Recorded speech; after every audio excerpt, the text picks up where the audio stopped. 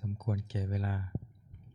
นิมนต์พระภิกษุสงฆ์ภิกษุณีแม่ชีโยคีคู่เข่ากราบพระพร้อมกันอัญชลีวันทาอภิวาทอัญชลีวันทาอภิวาทอัญชลีวันทาอภิวาทอัญชลีวันทาอัญชลีขอโอกาสขออนุญาตครูบาอาจารย์พระมหาเถระพระเถรานุเถระพระมัชชิมะพระนวากาภิกษุณีแม่ชีโยคีในการเป็นต้นเสียงธรรมวัดเย็นในวันนี้เปิดหนังสือสวดมนต์เล่มใหญ่ไปที่หน้าหนึ่งโยโสภะคะวาอะระหังสัมมาสัมพุทโธพระผู้มีพระภาคเจ้านั้นพระองค์ใดเป็นพระอรหันต์ดับเพลิงกิเลสเพลิงทุกข์สิ้นเชิงตรัสรู้ชอบได้โดยพระองค์เองสวากขาโตเยนะภะคะวะตาธัมโมพระธรรมเป็นธรรมอันพระผู้มีพระภาคเจ้าพระองค์ใดตรัสไว้ดีแล้วสุปฏิปันโนยัสสะภะคะวะโตสาวกสังโฆพระสงฆ์สาวกของพระผู้มีพระภาคเจ้าพระองค์ใดปฏิบัติดีแล้วธัมมายังภคะวันตังสัทธัมมังสัสสังฆังอิเมหิสการเรหิยัทธาระหังอาโรปิเตหิอภิปูชยามะข้าพระเจ้าทั้งหลายขอบูชาอย่างยิ่งซึ่งพระผู้มีพระภาคเจ้าพระองค์นั้นพร้อมทั้งพระธรรมและพระสงฆ์ด้วยเครื่องสักการะทั้งหลายเหล่านี้อันยกขึ้นตามสมควรแล้วสาธุโนพันเตภควาสุจิราปรินิพุตโตปิข้าแต่พระองค์ผู้เจริญพระผู้มีพระภาคเจ้าแม้ปรินิพพานนานแล้วทรงสร้างคุณอันสำเร็จประโยชน์ไว้แก่ข้าพระเจ้าทั้งหลายปัจฉิมาชนะตานุกัมปมานาสาทรงมีพระหฤทัยอนุเคราะห์แก่พวกข้าพระเจ้าอันเป็นชนรุ่นหลังอิเมสการเรทุกขตาปัญอาการภูเตปฏิคันหาตุขอพระผู้มีพระภาคเจ้าจงรับเครื่องสักการะอันเป็นบรรณาการของคนยากทั้งหลายเหล่านี้อัมหากังทีคารตังหิตายะสุขายะเพื่อประโยชน์และความสุขแก่ข้าพระเจ้าทั้งหลายตลอดกาลและนานเทอญอะระหังสัมมาสัมพุทโธภควาพระผู้มีพระภาคเจ้าเป็นพระอรหันต์ดับเพลิงกิเลสเพลิงทุกข์สิ้นเชิงตรัสรู้ชอบได้โดยพระองค์เองพุทธังภควันตังอภิวาเทมิข้าพระเจ้าอภิวาทพระผู้มีพระภาคเจ้าผู้รู้ผู้ตื่นผู้เบิกบานสวากขาโตภะคะวะตาธัมโม พระธรรมเป็นธรรมที่พระผู้มีพระภาคเจ้าตรัสไว้ดีแล้วธัมมังนามัสสามิข้าพระเจ้านามัสการพระธรรมสุปฏิปันโนภะคะวะโตสาวกสังโฆพระสงฆ์สาวกของพระผู้มีพระภาคเจ้าปฏิบัติดีแล้วสังฆังนามามิข้าพระเจ้านอบน้อมพระสงฆ์หันธรรมยังพุทธัสสะภะคะวะโตบุพพาคณมการังกโรมาเสนะโมตัสสะภะคะวะโตขอนอบน้อมแด่พระผู้มีพระภาคเจ้าพระองค์นั้นอะระหะโตซึ่งเป็นผู้ไกลจากกิเลสสัมมาสัมพุทธัสสะตรัสรู้ชอบได้ด้วยพระองค์เองนะโมตัสสะภะคะวะโตขอนอบน้อมแด่พระผู้มีพระภาคเจ้าพระองค์นั้นอะระหะโตซึ่งเป็นผู้ไกลจากกิเลสสัมมาสัมพุทธัสสะตรัสรู้ชอบได้โดยพระองค์เองนะโมตัสสะภะคะวะโตขอนอบน้อมแด่พระผู้มีพระภาคเจ้าพระองค์นั้นอะระหะโตซึ่งเป็นผู้ไกลจากกิเลสสัมมาสัมพุทธัสสะ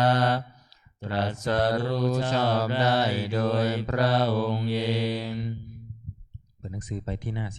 19หันธรรมยังพุทธานุสตินายังกโรมาเสตังโคปนาภะคะวันตังเยวังกัลยาโนกิติสัตโตอาภุคโตก็กิตติศักดิ์อันงามของพระผู้มีพระภาคเจ้านั้นได้ฟุ้งไปแล้วอย่างนี้ว่าอิติปิโสภะคะวาเพราะเหตุอย่างนี้พระผู้มีพระภาคเจ้านั้นอรหังเป็นผู้ไกลจากกิเลสสัมมาสัมพุทโธเป็นผู้ตรัสรู้ชอบได้โดยพระองค์เองวิชชาจารณสัมปันโนเป็นผู้ถึงพร้อมด้วยวิชาและจารณะสุขโตเป็นผู้ไปแล้วด้วยดีโลกวิทูเป็นผู้รู้โลกอย่างแจ่มแจ้งอนุตตโรปุริสธรรมสารถิเป็นผู้สามารถฝึกบุรุษที่สมควรฝึกได้อย่างไม่มีใครยิ่งกว่าสัทธาเทวมนุษย์สานังเป็นครูผู้สอนของเทวดาและมนุษย์ทั้งหลายพุทโธเป็นผู้รู้ผู้ตื่นผู้เบิกบานด้วยธรรมภควาติเป็นผู้มีความจำเริญจำแนกคำสั่งสอนสัตว์ดังนี้หันธรรมยังพุทธาภิกิติงกโรมาเสพุทธวาระหันตวรตาภิกขุนาภิยุตโตพระพุทธเจ้าประกอบด้วยคุณ มีความประเสริฐแห่งอรหันตคุณเป็นต้นสุทธาพิยานการุณาหิสามาคตโตพระองค์อันประกอบด้วยพระญาณและพระกรุณาอันบริสุทธิ์โพเทสิโยสุชนะตังกามรังวสุโรพระองค์ใดทรงกระทำชนที่ดีให้เบิกบานดุจอาทิตย์ทำบัวให้บานวันธามหังตามรนังศิรสาชิเนนทางข้าพระเจ้าไหว้พระชินสีห์ผู้ไม่มีกิเลสพระองค์นั้นด้วยเสียงข้าวพุทโธโยสัพพปานินังสารนังเขมามุตตามังพระพุทธเจ้าพระองค์ใดเป็นสารณะอันเกษมสูงสุดของสัตว์ทั้งหลายปัฏฐามานุสติทานังวันทามิตังสิเร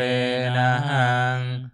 ข้าพระเจ้าไหว้พระพุทธเจ้าพระองค์นั้นอันเป็นที่ตั้งแห่งความระลึกองค์ที่หนึ่งด้วยเสียงก้าวพุทธัสสะหัสสมิทาโสพุทโธเมสามิกิสโรข้าพระเจ้าเป็นทาสของพระพุทธเจ้าพระพุทธเจ้าเป็นนายมีอิสระเหนือข้าพระเจ้าพุทโธทุกขัสสะคาตาจาวิธาตาจาหิตัสสะเมพระพุทธเจ้าเป็นเครื่องกำจัดทุกข์และทรงไว้ซึ่งประโยชน์แก่ข้าพระเจ้าพุทธัสสะหังนิยาเทมิสรีรังชีวิตังจิตังข้าพระเจ้ามอบกายถวายชีวิตนี้แด่พระพุทธเจ้าวันทันโตหังจาริสามิพุทธัสเสวสุโพธิตังข้าพระเจ้าผู้ไหวอยู่จากประพฤติตามซึ่งความตรัสรู้ดีของพระพุทธเจ้านัตถิเมสารนังอัญญังพุทโธเมสารนังวรังสารณะอื่นของข้าพระเจ้าไม่มีพระพุทธเจ้าเป็นสารณะอันประเสริฐของข้าพระเจ้าเอเตนะสัจจวัชเชนะวัตเตยังสัตถุสาสเนด้วยการกล่าวคำสัตย์นี้ข้าพระเจ้าพึงเจริญในพระศาสนาของพระศาสดาพุทธังเมวันธมาเนนะยังบุญญาปัสสุตังอิทาข้าพระเจ้าผู้ไหวอยู่ซึ่งพระพุทธเจ้าได้ขวนขวายบุญใดในบัดนี้สัพเพปิอันตรายาเมมเหสุตัสสะเตชะสาอันตรายทั้งปวงอย่าได้มีแก่ข้าพระเจ้าด้วยเดชแห่งบุญนั้นกายเยนะวาจายาวเจตัสสาวาด้วยกายก็ดีด้วยวาจาก็ดีด้วยใจก็ดีพุทเทกุกัมมังปะกตังมายายังกรรมนาติเตียนอันใดที่ข้าพระเจ้ากระทำแล้วในพระพุทธเจ้าพุทโธปฏิคันหาตัวชยันตังขอพระพุทธเจ้าจงงดซึ่งโทษล่วงเกินอันนั้นการันตะเรสังวริตุงวพุทเทเพื่อการสำรวมระวังในพระพุทธเจ้าในการต่อไป หันธรรมยังธรรมานุสตินะยังกโรมาเสสวาคาโตภะคะวะตาธัมโมพระธรรมเป็นสิ่งที่พระผู้มีพระภาคเจ้าตรัสไว้ดีแล้วสันทิฏฐิโกเป็นสิ่งที่ผู้ศึกษาและปฏิบัติพึงเห็นได้ด้วยตนเองอากาลิโกเป็นสิ่งที่ปฏิบัติได้และให้ผลได้ไม่จำกัดการเอหิปัสสิโกเป็นสิ่งที่ควรกล่าวกับผู้อื่นว่าท่านจงมาดูเถิดโอปนัญญิโกเป็นสิ่งที่ควรน้อมเข้ามาใส่ตัวปัจจตังเวทิตัพโพวินโยหิติเป็นสิ่งที่ผู้รู้ก็รู้ได้เฉพาะตนดังนี้หันธรรมยังธรรมาภิกิติงกโรมาเสสวาคาตตาทิคุณายโยภาวะเสนาเสยโยพระธรรมเป็นสิ่งที่ประเสริฐเพราะประกอบด้วยคุณคือความที่พระผู้มีพระภาคเจ้าตรัสไว้ดีแล้วเป็นต้นโยมัคคปากัปปริยัตติวิโมกขเพโทเป็นธรรมอันจำแนกเป็นมรรคผลปริยัติและนิพพานธัมโมกุโลกัปปัตตนาทัทธาริธารีเป็นธรรมทรงไว้ซึ่งผู้ทรงธรรมจากการตกไปสู่โลกที่ชั่ววันธามหังตมหารังวรธรรมเมตตังข้าพระเจ้าไหว้พระธรรมอันประเสริฐนั้นอันเป็นเครื่องขจัดเสียซึ่งความมืดธัมโมโยสัมภปารินังสารนังเขมามุตตมังพระธรรมใด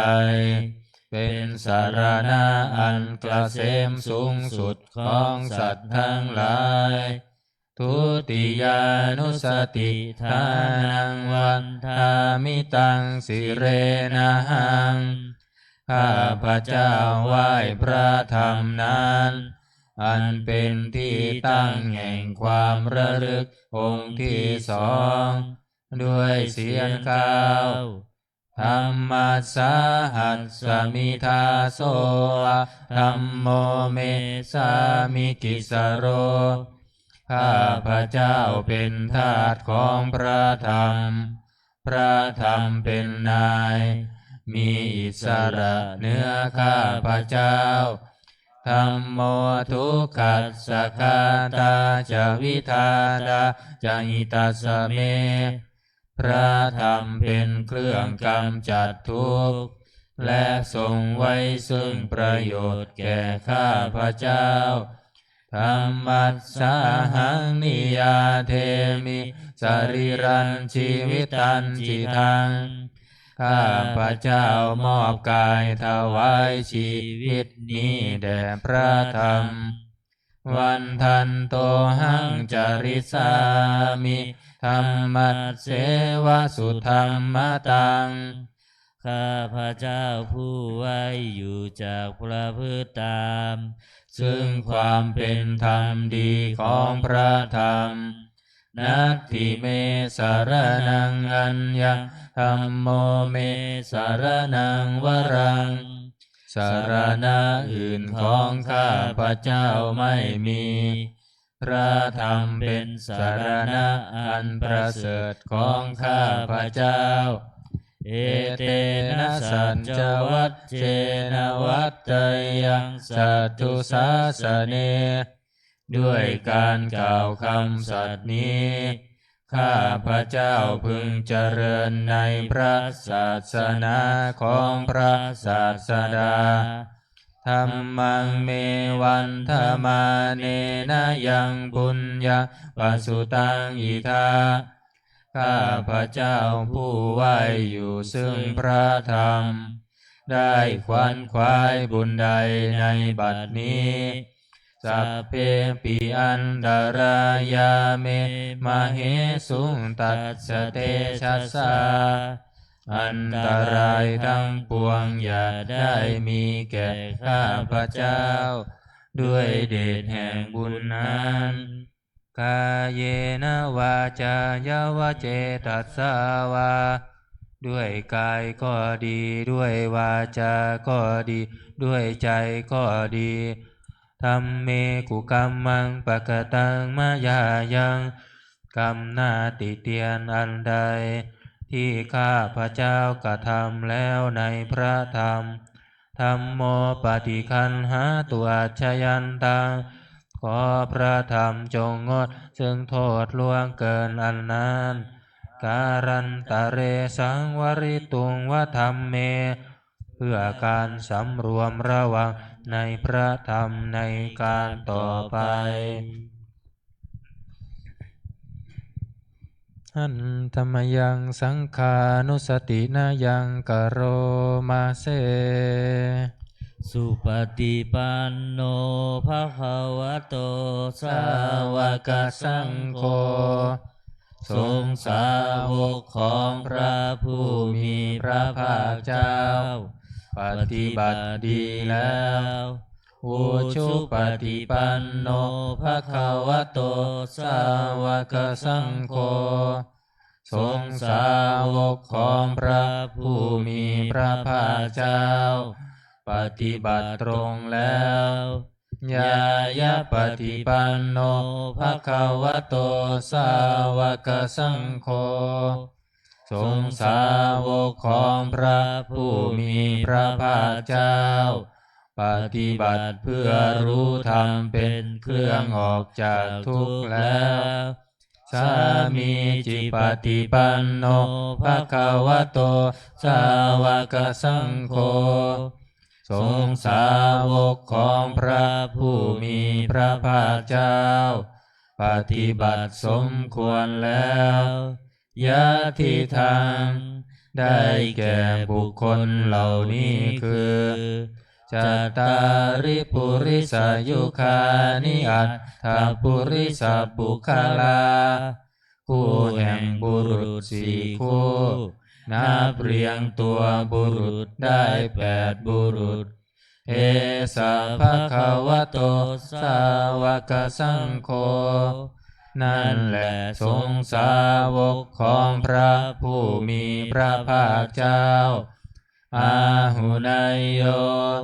เป็นสมควรแก่สักการะที่เขานำมาบูชาปาหุนายโยเป็นสมควรแก่สักการะที่เขาจัดไว้ต้อนรับทักขินายโยเป็นผู้ควรรับทักษิณาทานอัญชริกรณิโยเป็นผู้ที่บุคคลทั่วไปควรทำอัญชรีอนุตตรังบุญญเขตังโลกัสสติเป็นเนื้อนาบุญของโลก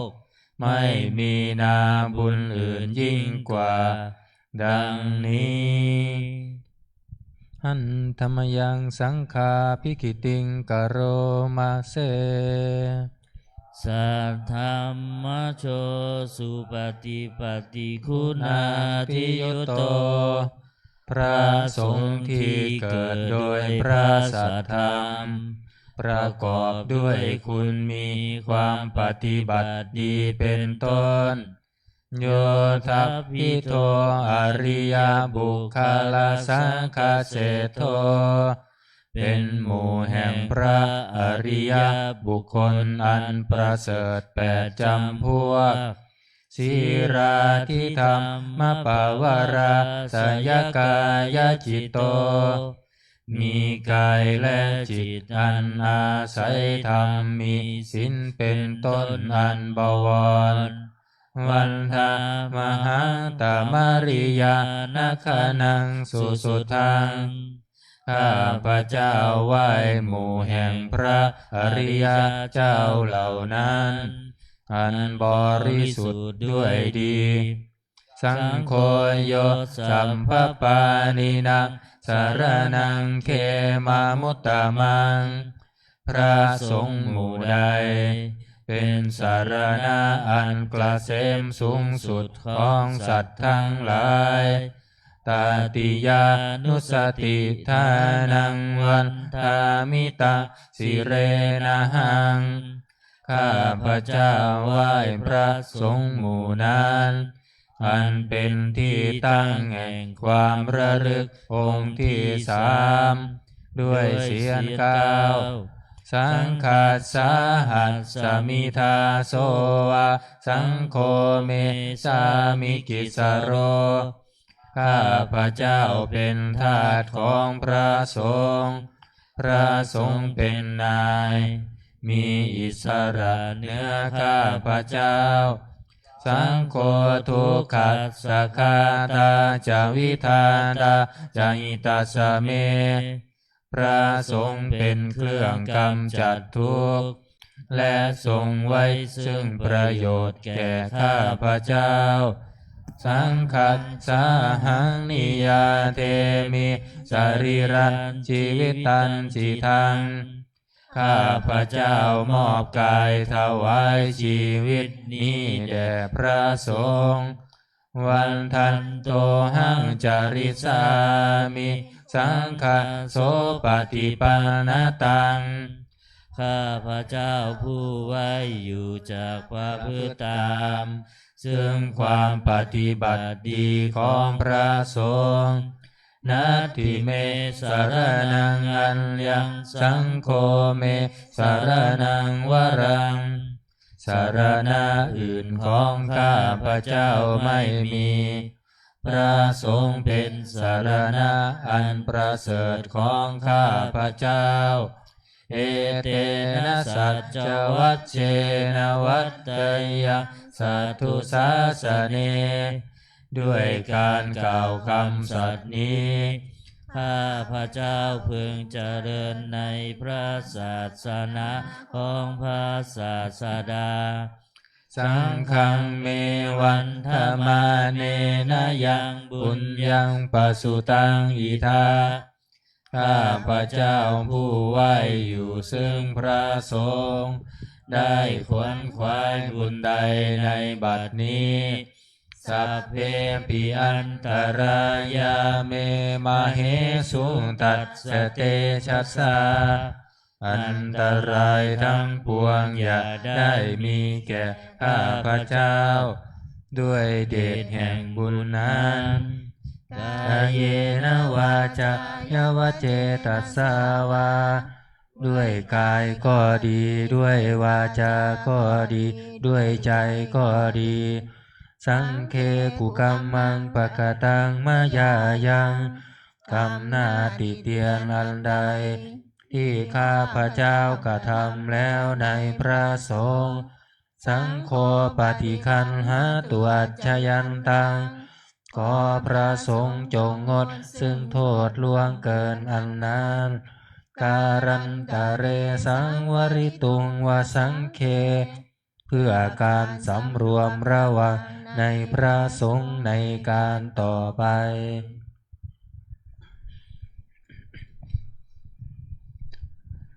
อันธรรมยังอติตปัจจเวคขณาปาทังพนามาเส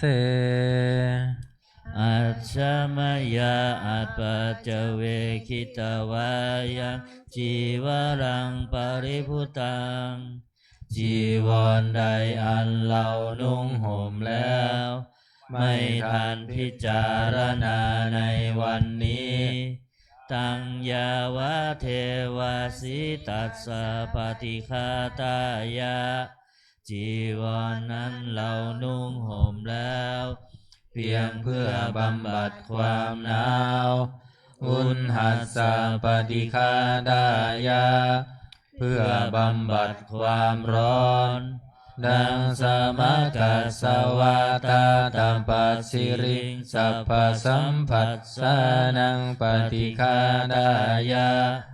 เพื่อบำบัดสัมผัสอันเกิดจากเหลือบยุงลมแดดและสัตว์เลื้อยคลานทั้งหลายยาวะเทวะหิริโกปินะปฏิชาธานาทังและเพียงเพื่อปกปิดอวัยวะอันให้เกิดความละอายอัจฉมยาอัมบัจเจเวงคินตวายโยปินทปาโตปริพุตโตบิณฑบาตใดอันเราฉันแล้วไม่ทันพิจารณาในวันนี้โสเนวะทวายาบิณฑบาตนั้นเราฉันแล้วไม่ใช่เป็นไปเพื่อความเพลิดเพลินสนุกสนานนามาทายาไม่ใช่เป็นไปเพื่อความเมามันเกิดกำลังพลังทางกายนามันธนายาไม่ใช่เป็นไปเพื่อประดับนาวิภูสนายาไม่ใช่เป็นไปเพื่อตกแต่งยาวะเทวะอิมัสสกายสสทิติยาแต่ให้เป็นไปเพื่อความตั้งอยู่ได้แห่งกายนี้ยาปนายาเพื่อความเป็นไปได้ของอัตภาพวิหิงสุปารติยาเพื่อความสิ้นไปแห่งความลำบากทางกายพระมัจจริยานุคาหายาเพื่ออนุเคราะห์แก่การประพฤติพรหมจรรย์อิติปุรานัญจเวทนาปฏิหังคามิด้วยการทำอย่างนี้เราย่อมระงับเสียได้ซึ่งทุกขเวทนาเก่าคือความหิวนาวันจะเวทนังนาอุปาเทสามิและไม่ทำทุกขเวทนาใหม่ให้เกิดขึ้นยาตราจะเมภวิสติอนวัชตาจะภาสุวิหารโรจาติอันหนึ่งความเป็นไปโดยสะดวกแห่งอัตภาพนี้ด้วยความเป็นผู้หาโทษมิได้ด้วยและความเป็นอยู่โดยผาสุกด้วยจะมีแก่เราดังนี้อัจฉมยาอัมบัจเจเวงคิตวายะเสนาสนังปริพุตตังเสนาสนะใดเราใช้สอยแล้วไม่ทันพิจารณาในวันนี้ตังยาวะเทวสิตัสสะปฏิฆาตายะเสนาสนะนั้นเราใช้สอยแล้วเพียงเพื่อบำบัดความหนาวอุณหัสสะปฏิฆาตายะเพื่อบำบัดความร้อนดังสมกัสสวาตาตัปปัสสิริงสัพพสัมผัสสานังปฏิฆาตายะเพื่อบำบัดสัมผัสนั้นเกิดจากเหลือบยุงลมแดดและสัตว์เลื้อยคลานทั้งหลายยาวะเทวะอุตุปริสยวิโนทนาปฏิสันลานารามัตถังเพียงเพื่อบรรเทาอันตรายอันพึงมีจากดินฟ้าอากาศและเพื่อความเป็นผู้ยินดีอยู่ได้ในที่หลีกเล่นสำหรับภาวนา อัจฉมยาอัมปัจเจเวงคิตวายโยคิลานะปัจจยเพสัชชปริคารโรปริพุตโตคิลานะเพสัชบริขารใดอันเราบริโภคแล้วไม่ทันพิจารณาในวันนี้โสยาวะเทวะอุปันนานังวยาภาธิกานังเวทนานังปฏิฆาตายาคิลานาเพสัชบริขารนั้นเราบริโภคแล้วเพียงเพื่อบำบัดทุกขเวทนาอันบังเกิดขึ้นแล้วมีอาพาธต่างๆเป็นมูลอัพพยาปัชชปรมัตตายาติเพื่อความเป็นผู้ไม่มีโรคเบียดเบียนเป็นอย่างยิ่งดังนี้หันธรรมยังอุทิศนาทิฏฐานาคาทายโยพนามาเสอิมินาบุญญากาเมนะด้วยบุญนี้อุทิศให้อุปัชฌายาคุณุตลาอุปัชฌาย์ผู้เลิศคุณอาจาริโยปการาจาและอาจารย์ผู้เกื้อหนุนมาตาปิตาจยาตกาทั้งพ่อแม่และปวงญาติสุริโยจันทิมาราชาสุนจันและราชาคุณวันตานาราปิจาผู้ทรงคุณหรือผู้สูงชาติพระมมาราชอินทาจาพรหมาและอินทราชโลกปาลาจเทวตาทั้งถวยเทพและโลกบาลยะโมมิตามนุสาจายมมาราชมนุษย์มิตรมัชฌตาเวริกาปิจาผู้เป็นกลางผู้จ้องผานสัพเพสัตตาสุขีหนตุขอให้เป็นสุขสันต์ทุกทั่วหน้าอย่าทุกข์ทนปุญญานิปักกตานิเมบุญพ้องที่ข้าทำจงช่วยอำนวยสุภผลสุขังจติวิทันเทนตุให้สุขสามอย่างล้นขิมปังปาเปทโวมะตังให้รู้ถึงนิพพานพรันอิมินาบุญญกรรมเมนาด้วยบุญนี้ที่เราทำอิมินาอุทิเสนัญจาและอุทิศให้ปวงสัตว์คิมปาหังสุรเพเจวาเราพันได้ซึ่งการตัดตัณหุปาทานเฉทนังตัวตัณหาอุปาทานเยสันตาเนหินานัมมาสิ่งชั่วในดวงใจยาวานิพพานโตมะมัง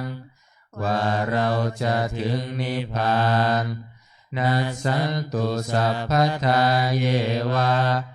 มาลายสิ้นจากสันดานยัจฉาชาโตภะเวภะเว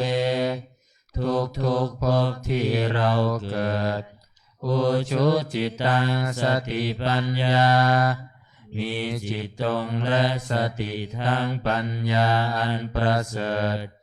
สันเลโควิริยัมหินา